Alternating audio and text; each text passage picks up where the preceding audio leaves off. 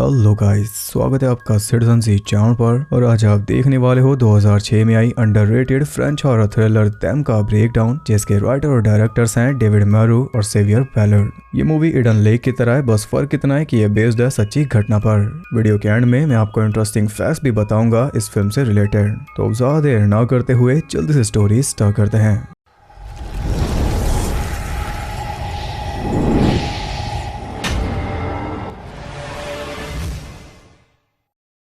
Movie start होती है 6 अक्टूबर 2002 को रोमानिया के एक सुनसान रोड पर, जिसपे हम देखते हैं एक मदर और उसकी बेटी सैंडा को। वो अपने घर जा रहे थे।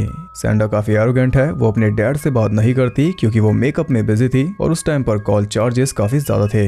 इस बात से मॉम गुस्सा हो जाती है और उन दोनों के झगड़े के बीच अचानक कोई उनकी वैन के सामने आ गया, जिसे बचाने के चक्कर में वैन क्रैश हो गई। लेकिन किस्मत से दोनों सही सलामत बच गए और ये कमाल है सीट बेल्ट का। मॉम श्योर नहीं थी कि उसने क्या देखा। वो बाहर जाकर चेक करती है तो दूर दूर तक कोई भी नहीं था। जानवर होगा तो भाग गया होगा, ये सोचकर वो चुपचाप वैन में आकर बैठ गई। लेकिन प्रॉब्लम सभी बहुत हैं, उनकी वैन स्टार्ट नहीं होती।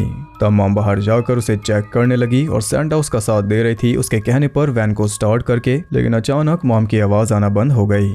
परेशान होकर सैंडा बाहर जाकर देखती है तो मॉम गायब थी, वो आसपास कहीं भी नहीं दिख रही। वो अपनी मॉम को आवाज लगा रही थी तो बदले में झाड़ियों में से उसे कोई जवाब देता है। इसलिए डर के मारे उसने जल्दी से खुद को वैन के अंदर लॉक कर लिया ताकि कोई इस तक ना पहुंचे। वो जल्दी से फोन उठाकर उसे सेटअप करती है और फोन नोकिया का था, इसलिए वो भी सही सलामत था। उसने पुलिस को फोन लगाया लेकिन लाइन बिजी थी। तभी बारिश भी स्टार्ट हो गई। वो पूरी दहशत में थी। तभी कोई विंडोज पर मिट्टी फेंक कर मारने लगा और बाद में उसने स्ट्रीट लाइट भी फोड़ दी। इससे साफ पता चलता है कि कोई इसके साथ खेल रहा है और वो एक से ज्यादा है। फिलहाल उसे इतनी तसल्ली थी कि वैन के अंदर वो सेफ है, लेकिन उसने ये ध्यान नहीं दिया कि वैन के अंदर भी कोई मौजूद था। जब तक उसे एहसास हुआ तब तक काफी देर हो चुकी थी। उस सैंडा का गला घोंटकर उसे मारने लगा और तभी वहां से एक कार गुजरी, लेकिन क्रैश्ड वैन को देखकर भी वो नहीं रुकी, इसलिए सैंडा मारी गई। अब अपने डैड से उसकी कभी बात नहीं होगी और ना ही मेकअप होगा। अगले दिन हम देखते हैं कि यंग टीचर क्लेमेंटीन को, जो कि ऑफ कोर्स वीकेंड पर जा रही है अपने बॉयफ्रेंड लूकस के दूर दराज घर में, और इस शहर में आए इसे सिर्फ 3 महीने हुए हैं। वो सेम रोड से जा रही थी और उस पे वो पास करती है उसी वैन को। फाइनली पुलिस आई गई। उस पे ज्यादा ध्यान ना देते हुए वो आगे बढ़ गई और एक कच्चा रास्ता लेकर वो पहुंच गई लूकस के पुराने से बंगले पर, जो कि आधा अभी रिपेयर हो रहा है। वो जाकर लूकस से मिलती है, जो आराम से धूप में बैठकर पिन बॉल खेल रहा था। लेकिन उसके आते ही वो ऐसा दिखाता है जाने कितना बिजी हो। उससे मिलते ही अचानक वो भागने लगी और वो उसके पीछे था, क्योंकि दोनों में लगी थी रेस। लेकिन सीक्वेंस सही था, थोड़ी देर के लिए हमें डाउट में डाल दिया। इसके बाद दोनों लूकस का बनाया खाना खाने लगे, जो कि बिल्कुल भी अच्छा नहीं था, फिर भी वो मन मारकर खा रही थी। इसके बाद रात में दोनों एक मूवी देख रहे थे, जिसके चलते बोर होकर लूकस सो रहा था। लेकिन तभी अचानक बाहर कुत्ता भौंकने लगा, इसलिए लूकस जाता है उसे खाना देने, लेकिन वो आसपास था ही नहीं। वो किसी और रीजन से भौंक रहा है। लूकस उसका नाम लेकर उसे बुलाता है, जो उसने रखा हुआ था डॉगी। वो झाड़ियों में से आया, लूकस ने उसे खाना दिया, फिर दोनों चल दिए अपने अपने रास्ते। इसके बाद लूकस तो ऊपर जाकर सो गया और क्लेम नीचे ही अपना काम कर रही थी। तभी अचानक उनका फोन बजता है, लेकिन सामने वाले की आवाज क्लियर नहीं थी, या फिर वो क्लियर बोल ही नहीं रहा। फोन रखकर वो नहाने चली गई और नहाने के बाद वो भी जाकर सो गई। लेकिन सुबह 3:45 बजे अचानक वो जाग जाती है, क्योंकि बाहर से कुछ आवाजें आ रही थी। लूकस को उठाकर वो दोनों चेक करने चाहते हैं और देखते हैं कि क्लेम की कार को किसी ने घर से दूर खड़ी कर दिया। लूकस बाहर जा रहा था, जिसके लिए क्लेम उसे रोकती है, लेकिन वो नहीं रुकता। वो जाकर कार के सामने खड़ा हो गया और तभी उसकी लाइट्स ऑन हो गई। कोई कार को आगे करके उसे पीछे हटा रहा था और जैसे ही लूकस पीछे हटा, वो कार को लेकर निकल गया। वो पुलिस को कॉल करते हैं और इस बार फोन लग भी गया, लेकिन कोई समाधान उन्हें नहीं मिला। अब जो होगा कल सुबह होगा। क्लेम को चिंता हो रही थी, क्योंकि उसका सारा सामान कार में ही पड़ा था, उसकी आईडी, पैसे, सब कुछ। वो बैठकर पछता रही थी कि तभी घर की पावर ऑफ हो गई। दोनों मिलकर स्विच ऑन करने जाते हैं, लेकिन उससे कोई फायदा नहीं होता। तभी क्लेम लूकस को दिखाती है कि बाहर कोई टॉर्च लेकर घूम रहा है।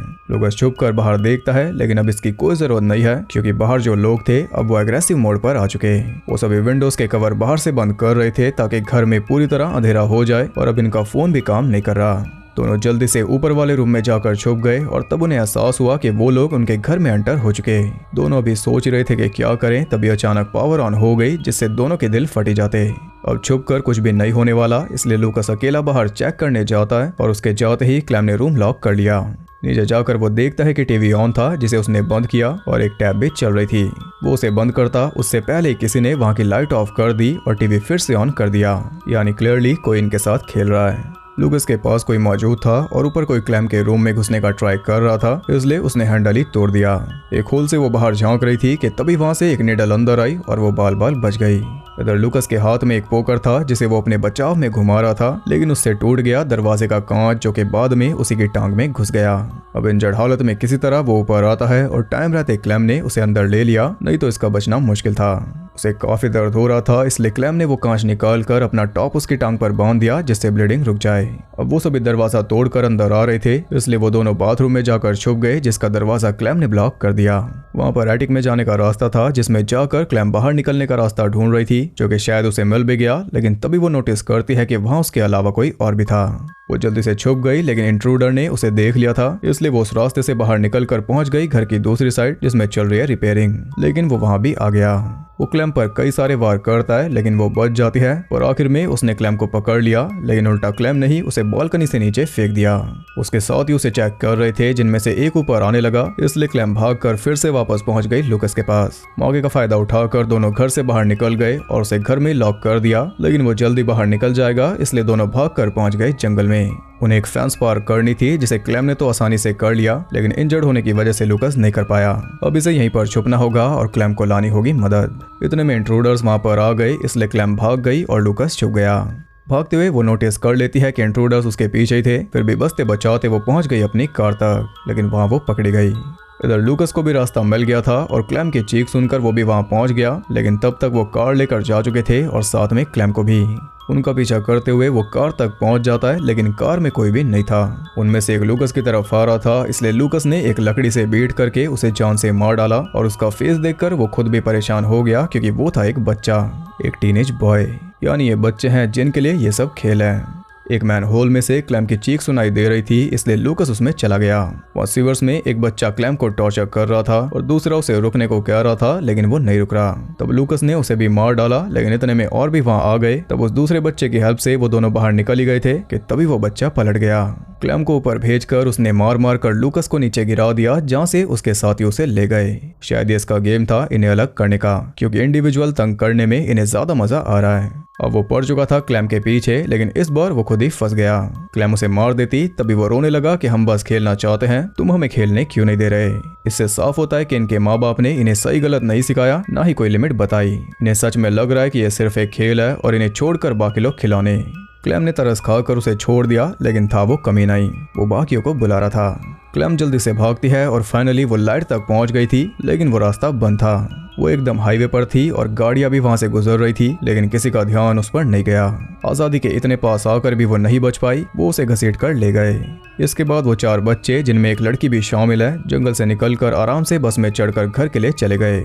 हमें पता चलता है कि क्लैम और लुकस की बॉडी पुलिस को 5 दिन बाद मिली। छानबीन से वो बच्चे पकड़े गए और पता चला कि उन सब की एज थी 10 से 15 साल के बीच में। उनमें जो सबसे छोटा बच्चा था, उसने बताया कि वो हमारे साथ खेल नहीं रहे थे। इसी के साथ ये मूवी एंड हो गई। तो ईडन लेक से कई लोग नाराज थे, क्योंकि एक तो उसकी सैड एंडिंग, ऊपर से कईयों का कहना था कि वो अनरियल थी। बच्चे ऐसा नहीं कर सकते, जवान लोग बच्चों के हाथों कैसे मर गए। लेकिन ये मूवी उन सभी सवालों का जवाब है, क्योंकि आधारित है सच्ची घटना पर। बच्चे ऐसा कर भी सकते हैं, डिपेंड करता है माँ बाप की गाइडेंस पर। और ये बात भी दिमाग में बैठा लो कि चाहे लाइफ हो या फिल्म, हर बार हैप्पी एंडिंग नहीं होती। अपने बबल से निकल कर देखोगे तो ही पता चलेगा कि असल में आसपास क्या हो रहा है, और पता करना भी इम्पोर्टेंट है। कई चीजें आपको लगता है कि नहीं हो सकती, लेकिन वो हो रही है रियल टाइम में। ज्यादा जानकारी लेने के लिए आपको डॉक्यूमेंट्रीज देखनी चाहिए, जिनका फिलहाल नेटफ्लिक्स पर खजाना है। अब इसमें भी छोटी से लेकर बड़ी सभी चीजें दिखाई गई, जिनका ध्यान रखा जा सकता है ताकि बाद में रोना ना पड़े, जैसे कि सीट बेल्ट और सारा सामान कार में छोड़ देना या फिर इजीली ट्रस्ट करना। ये भी फ्रेंच एक्सट्रीम सिनेमा का पार्ट है, बिना ब्लड गोर के, क्योंकि बच्चों को फिल्म में ऐसे दिखाना भी एक्सट्रीम टॉपिक होता है। तो बात करते हैं इंटरेस्टिंग फैक्ट्स के बारे में।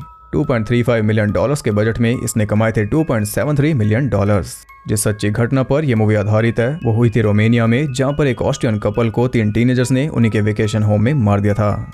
एंड में हमने क्लैम की जो परफॉर्मेंस देखी वो एकदम जेन्युइन थी, क्योंकि ओलिविया बोनेमी को तंग जगहों का डर है, वो क्लॉस्ट्रोफोबिया की शिकार है। फिर भी उन्होंने सब कुछ खुद ही परफॉर्म किया, दम घुटने के बावजूद भी। इसे 30 दिनों के अंदर ही शूट कर लिया गया। जो घर इसमें दिखाया गया वो सच में एक पुराना घर था रोमानिया में। वो घर इतना बड़ा था कि शूटिंग से पहले टीम उस पूरे घर को फर्निश भी नहीं कर पाई, तभी वो ऐसा दिख रहा था। इसकी प्रमोशन के लिए इसकी ऑफिशियल वेबसाइट पर एक न्यूज इंटरव्यू चलाया गया जिसमें क्लेम की बहन उसके और लूकस के सही सलामत वापस आने की कामना कर रही थी। तो ये थे इंटरेस्टिंग फैक्ट्स। आई होप आपको पसंद आए होंगे। अगर आपको वीडियो पसंद आई तो इसे एक लाइक जरूर करना और कमेंट करके बताओ कि आपको मूवी कैसी लगी। मैं आपको इतना कह सकता हूँ कि यही होता है असली हॉरर। ऐसे और इंटरेस्टिंग वीडियोस देखते रहने के लिए चैनल को सब्सक्राइब करके बेल नोटिफिकेशन कॉल पर सेट कर लो ताकि नोटिफिकेशन दिन रात आपको मिलती रहे। और ज्यादा कनेक्टेड रहने के लिए आप मुझे इंस्टाग्राम पर फॉलो कर सकते हो, वहाँ आपको बहुत कुछ जानने के लिए मिल जाएगा और साथ ही बाकी जगहों पर भी जिनके लिंक्स आपको नीचे मिल जाएंगे। तो मैं मिलता हूँ आपसे अगली वीडियो में, तब तक के लिए सबको बाय।